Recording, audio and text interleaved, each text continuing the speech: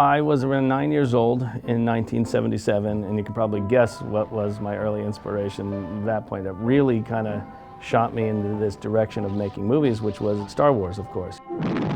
I loved it, and for me, a big part of loving it was the idea of building miniature models, which then I would spend hours in my basement building models and then filming them blow up, I'd grab my dad's camera that he let me use and just started making movies at 9 years old, and it never stopped. I continued making movies all through high school, and I even went to college for making films.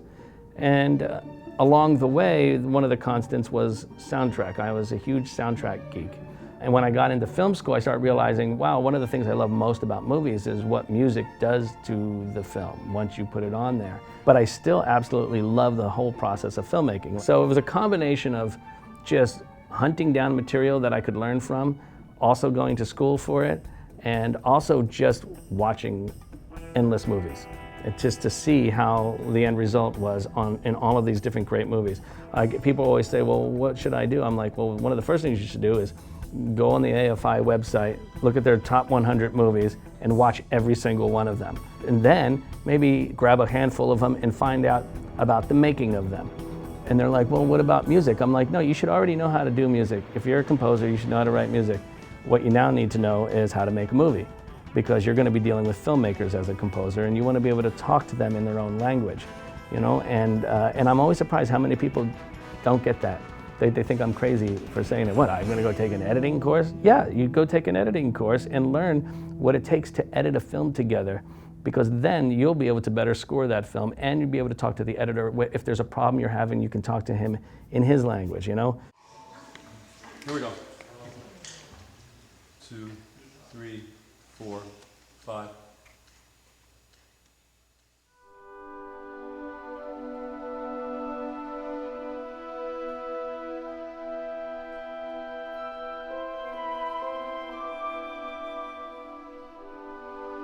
There's nothing like standing in front of a real orchestra when you're performing it and you're there. I mean, that's a sound you can never replicate because it's actually in the air, it's hitting your ears. If you could have been at our first spotting session with Andrew, Tim, Giacchino, and myself, you could really see Giacchino wanting to thematically embellish every character and have them weave together throughout the movie. He did a beautiful job on the score.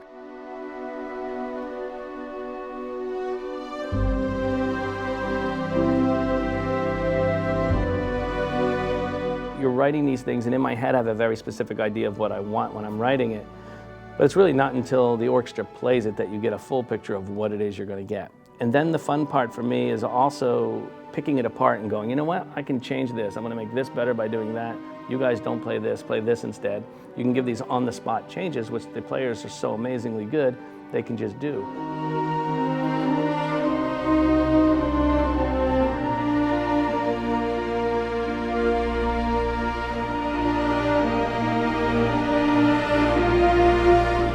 Players that I get to work with in LA are probably the best in the world.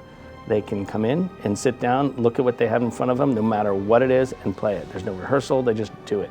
That never ceases to amaze me. So that's kind of one of those wonders that you see every single time, and every single time I say it, I'm just amazed and so impressed.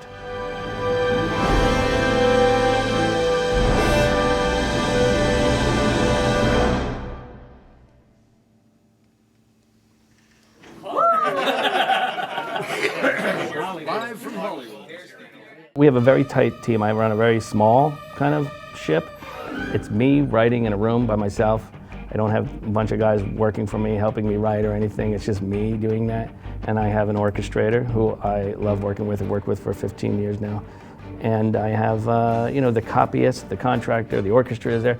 And it's a team that was developed over the last, 15, 16 years. And we've just learned by making lots of mistakes along the way. But we've gotten to a place now where we know what we can do. We can work very quickly together. And it's important to also really love the people you work with, because you're together a lot. And I can honestly say we all really do. We are like a family. So when something, happens, we all share in that, and it's a pretty special thing. This is the third film that I've done with Michael, and I love his work, and we have a great friendship and a great rapport. So I just told him when we finished Mission, I said, I've got to pick up the pace so that you know, I get another Giacchino score sooner, you know. It's like I gotta pick up the pace so I get more Giacchino.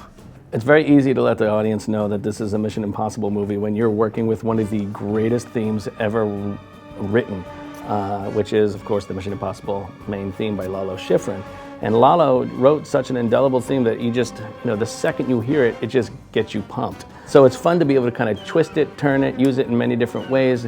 And the new Mission Impossible is much more of a roller coaster thrill ride. You know, I liken it, it's more Indiana Jones than anything else, and it's a lot of fun. The stakes are there, but there's still an amazing sense of humor that Brad was able to instill in the movie, which carries it along.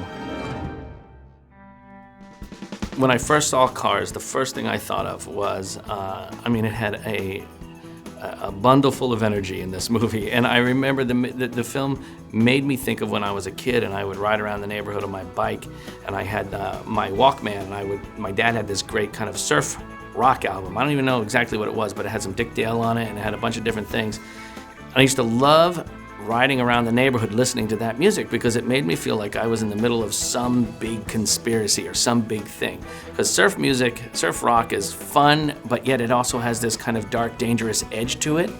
And the first time I saw Cars 2, I just thought, oh my God, that made me feel like I was, you know, back when I used to do that as a kid. So I had this idea. I thought, well, maybe that should be the style for the film. So I pitched it to John, and John was like really excited about it. And then I played him a theme for it, and he was just like, yes, this is what we're doing. So, and then from there, it was just off to the races. Just went with it full bore. Here we go.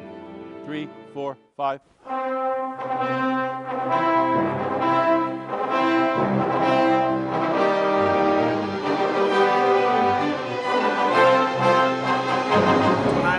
I saw Star Wars, I was 9 years old, and that kind of changed everything for me. So flash forward all of these years, and they said, do you want to work on Star Tours? I was like, are you kidding me? Of course, why would I not want to work on Star Tours? I feel like, to be able to do these things periodically, the work on projects like that, it's a lot of fun because these are the things I grew up with as a kid, you know, to be involved with Star Tours and work with John Williams on that was pretty amazing. To get to do a Star Trek movie was both terrifying and, but at the same time, a lot of fun. You know, because these are things that I loved as a kid, things that were important to me growing up, and they're a huge part of who I am on these projects. So to be able to actually be invited in to be a part of that kind of legacy is pretty special. I love it. Working with people that feel like you do about the stuff you're working on. I mean, that's how I met JJ, because JJ played the video games that I worked on and literally called me out of the blue to work with him on Alias, you know, and that was kind of crazy and unheard of. But once we met, I kind of understood it because he felt the same way about making things that I did. It was more about the love and joy and passion of making something, and not at all about, well, this is the job I want. I want a job as a director. I want a job as this or that. It had nothing to do with that. It was just about, you know, this idea of, hey, it's going to be so cool if we try this. Let's do this. And it's all about, wouldn't it be fun if we did X, you know? And I think that if you're coming from it, from that point of view, no matter what it is you're doing in life, there's always going to be a really kind of wonderful honesty to what you're doing, and hopefully people will see that and enjoy it that much more.